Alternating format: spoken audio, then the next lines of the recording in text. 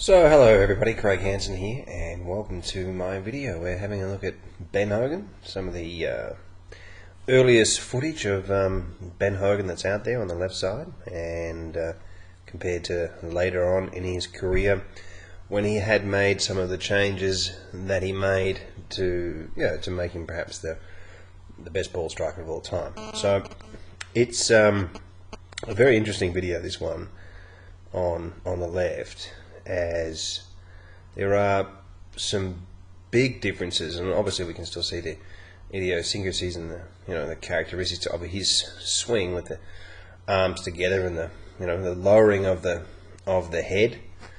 And but as we heard, that Hogan made changes as he progressed through his career, and there is some movement in this video. But if I just draw a line here on the side of his golf bag, you'll actually see that at impact it's pretty much back to where it started at.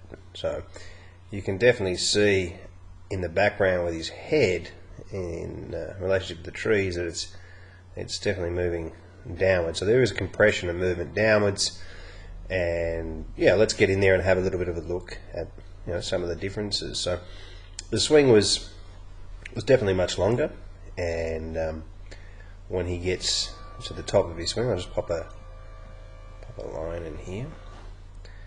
When he gets to the top of his swing, you can see that often through strong grips, you can see that the club tips and falls over. Now this is something that often happens by itself when it's a very strong or a stronger type of grip, where the wrist alignments don't quite add up, and normally a longer swing will cross the line. But you'll see this often with players that have a tendency to get the club a little bit more shut than they perhaps should, that the club will fall over and point out this way quite a bit.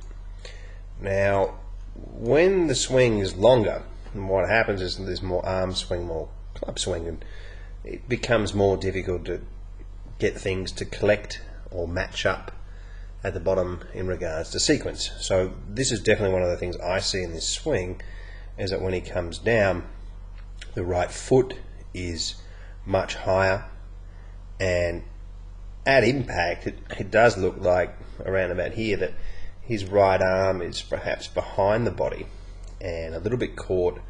The shoulders look very open, the foot's high, and the hips also. So looking at Hogan's swing later on in his career, and this is quite a phenomenal golf swing, we'll see movement with the head moving downwards. We'll see low numbers from shoulder into the belt buckle at under 40 degrees. So you need quite a bit of power in your body to be able to create numbers like that. We see the right hip moving backwards, more movement downwards.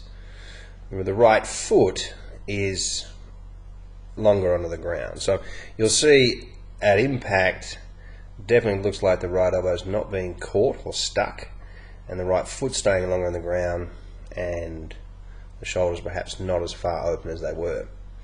And Hogan later on in his career, he changed his grip and worked on cupping the club, and obviously made it a lot shorter and hit millions and millions of golf balls. But you can see the dispersion of the club heading around to the left, and you can see that golf ball take off.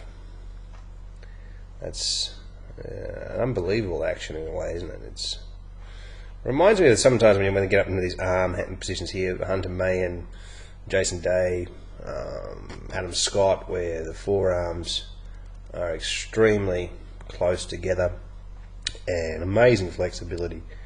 This guy, a lot of people don't talk about that. To be able to bend your body into the positions that this guy did, you're born with that type of body. But an interesting one into here, even the best ball striker of all time changed his golf swing around to make it more effective, and we can all do that if we do it in a smart way. So that's Ben Hogan. Anyway, check out the website, CraigHansonGolf.com, and if you're interested in a swing video, send it through and we'll check it out. Thanks for watching.